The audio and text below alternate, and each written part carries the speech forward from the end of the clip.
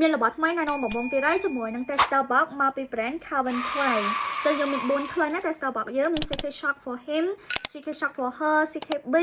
ហើយនឹងតើអាប់ដែលយើងតំចូលថ្មី CK Shock One Gold ដែលមានជាមួយនឹង Tester Box បែបនេះណាអ្នកនរគ្នាណាគេតែគាត់ឆ្ងល់គឺ Tester Box បែបនេះ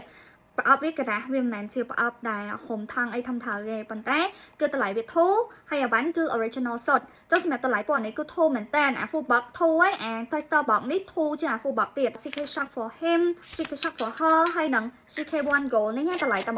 $29ហើយ CKB $25ចឹងមានន័យថាអូតម្លៃធូរខ្លាំងមែនតើមកបបោកហារបស់ fake ណាអ្នកនរគ្នាមែនទេណាសុទ្ធជា original ចឹងពីក្រុមហ៊ុនតែម្ដងគ្រាន់តែជាប្រភេទ Tester Box ចុះសម្រាប់បងអូនណាដែលគាត់មានតម្រូវការជាមួយនឹងតើប៉ុន្តែអត់ចង់ចំណាយលុយច្រើននេះចង់បានក្លិនណារឿងក្អូបឈ្ងុយ